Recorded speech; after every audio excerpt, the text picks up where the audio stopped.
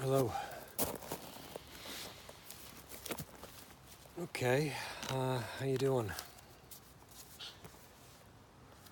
I didn't really have any topics in mind for this one. I brought my little book, but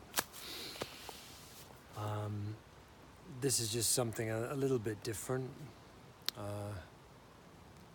I've had a little bit more of a challenging day than usual.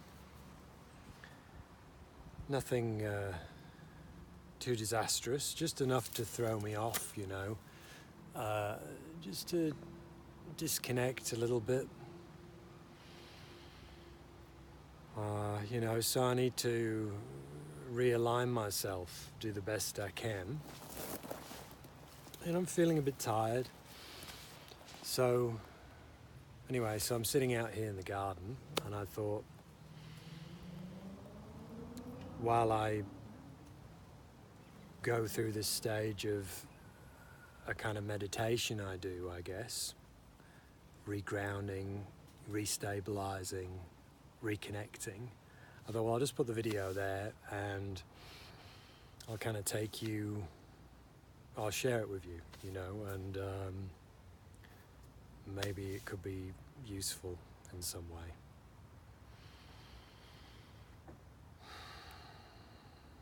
So,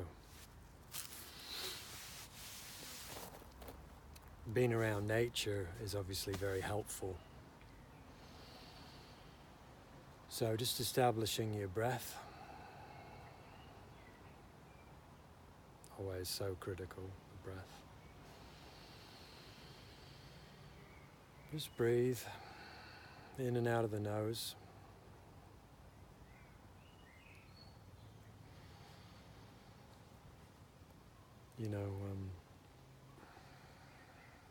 Bring your attention to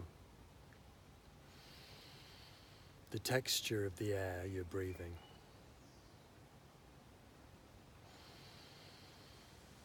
It's slightly cool, fragrant, quite beautiful. Just long breaths. Just try and slow the breaths down. So, if you're not at the stage of feeling the prana yet, you can just leave it at that. But if you are at that stage, you can, with your eyes closed, it helps. Just you feel the energy of the inner body kind of rising up and rising down. It doesn't really matter which, you can go kind of down with the in-breath or up with the in-breath, as long as you feel a kind of but let's just say you're not at that stage, it's fine. And then, bring yourself to your senses. Have a listen. Still breathing, so you can kind of skip back to the breathing, because the mind will wander. This is all about slowing down the process of thoughts. The gap between the thoughts is your reconnection with Source. It's the space, it's the silence, it's the place that feels good. And this process has the byproduct of slowing down your thoughts. Now, have a listen. Sound of the birds in the background. Focus on one.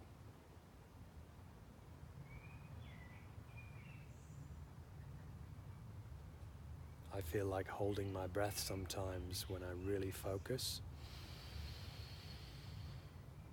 And that has a way of slowing down the mind even more. It's quite powerful. In yoga practice particularly, it's fairly advanced.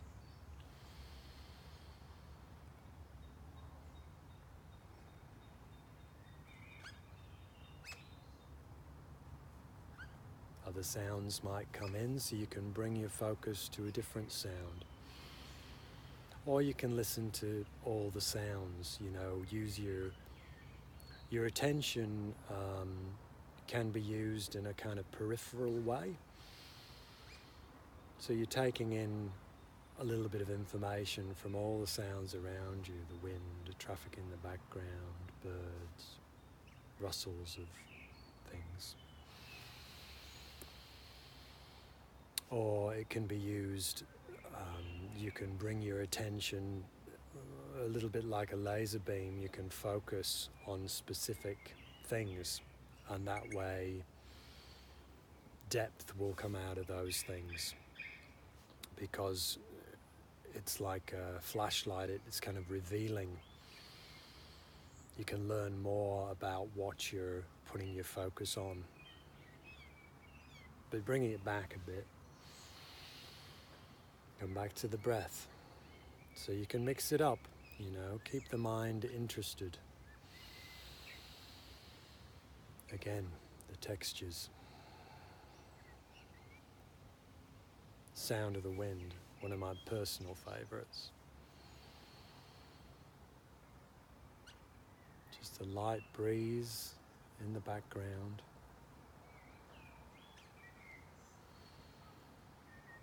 Now, if you're not at the stage of really knowing what it is to listen, see, hear, feel, all right, hearing's the same as listening. With no thoughts, don't worry about that. But basically, you're going direct to the experience. So if it's a sound, you're not going, oh, what's that sound? Oh, it's that and such sound. Sure, you can appreciate the beauty of it, but don't go into, commentary of the mind about it. Oh, it's really beautiful, isn't it? Like that, no. Back to the breath.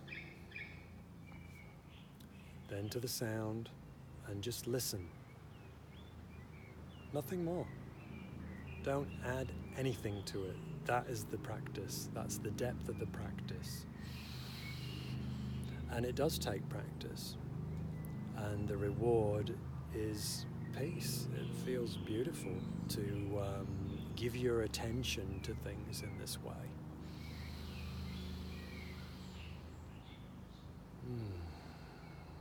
So, already starting to feel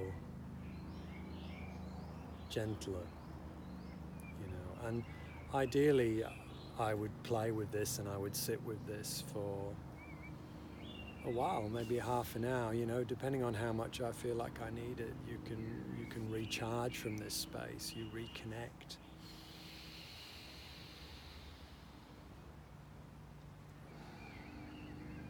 I tend to use the visuals a little bit less, but you can if you're struggling to relax. Have a look at something, a flower, a leaf. Don't name it, and just look. Don't kind of, aggressively look. Just take it in. Wow. It's the feel of that cool air on my skin, my face. And on my hands, focus on that. I can feel the inside, the prana in the hand as well. It's like it's feeling the wind. So that's a little bit more advanced. So you're looking. The reason why I don't use the visuals that much is because I tend to close my eyes a lot, because I'm feeling the wind, I'm feeling the air, I'm kind of feeling the sounds. It's a vibration. So whether you realize it or not, you're feeling sound. So look at a leaf. Gently look at it. Don't analyze it. Just look. And the mind will get bored depending on what your concentration span is, what your level of holding attention is. I will do a video on concentration and attention span and patience. They're all critical, because the longer you can hold them, the more peace, the more bliss, the more connection you'll attain. Ironic, really, that we live in a world where attention span is so small, and it's a major problem for young and old alike. People realize the incredible importance of being able to hold attention, to give your attention to something. And that's really why it feels so wonderful. Because you're giving something. You're giving the essence of who you are. You're giving your attention. You know, it's like love. I don't want to get too mushy on this one, but it basically is. You're giving love to things. So back to the breath. And now I'm listening to the wind. Feeling it on my hands. See, I'll skip from one thing to another. If my mind feels I don't feel like I want to particularly practice concentration, which is a bit harder, you stay on that one thing for longer. I'll make it a bit more interesting for my mind, so I'll go from one thing and then another. That still has the effect of slowing down and stopping the thoughts. You're just not going into the depth of concentration as much. If you can do that without it bringing up too much uncomfortableness, do it. Wow, the air is cool. Beautiful.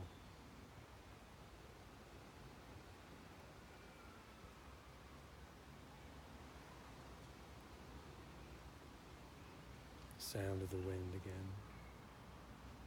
Birds in the distance.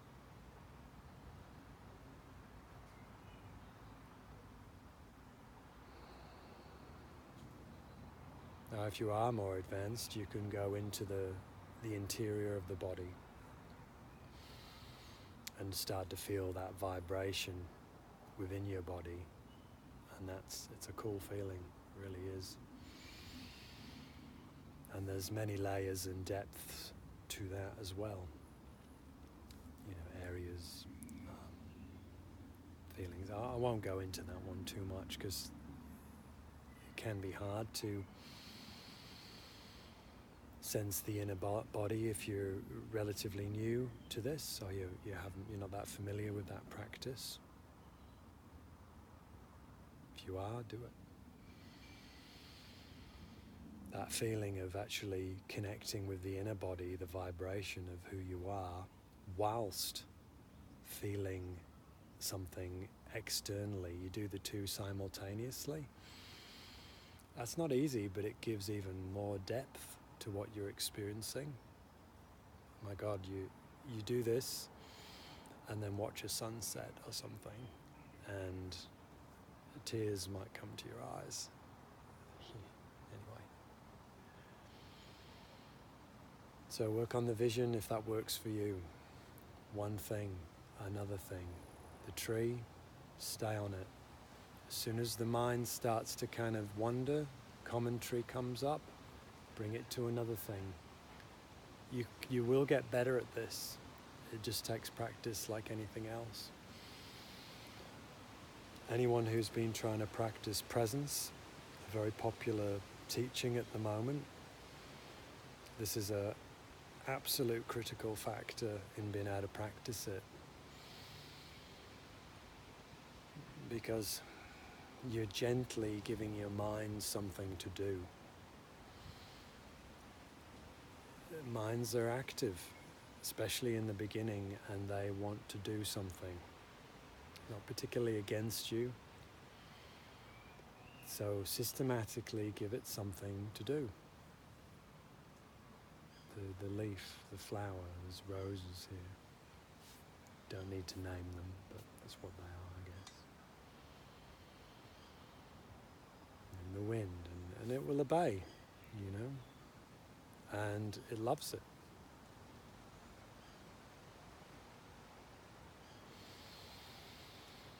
never forget the breath.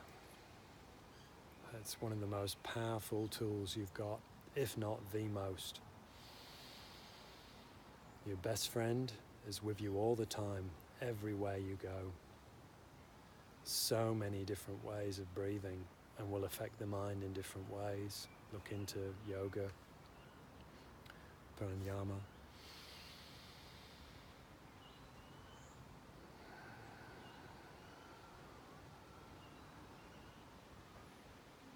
Slower, so many different levels. The slower you can comfortably have the breathing, the more relaxed you'll become, holding on the in and the out breath, particularly on the out,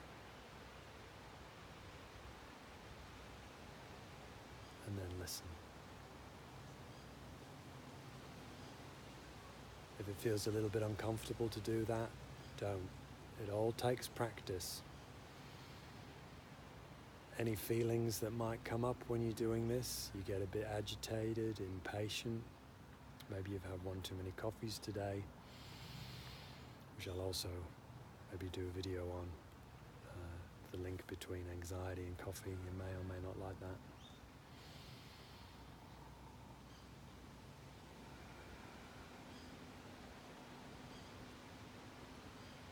Okay, look, I'm going to spare you kind of watching me for another 20 minutes or whatever. But thanks for sharing this with me. And I hope it was a little bit useful. You can see it doesn't seem to take me long to kind of get into that zone of being really quite blissful and peaceful. Wow, it took years, I have to say, because I was very busy in the mind, anxiety. I mentioned this in some other videos, and it was almost impossible for me to reach this kind of a state. And now after a, not a great kind of day, I guess, not too long, and I'm there. Now, the longer you stay there, the stronger you kind of, you begin to make that your foundation. Stay there for longer, as long as possible. Because it won't take much to kind of bring you back to a state of the busyness of the world again and all that. So I'm going to sit out here for a bit longer. I'm going to have a bit of a read too, Bhagavad Gita. Maybe I'll talk about that, but some other day. Okay, take care. I've got to get up to change this now. Oh.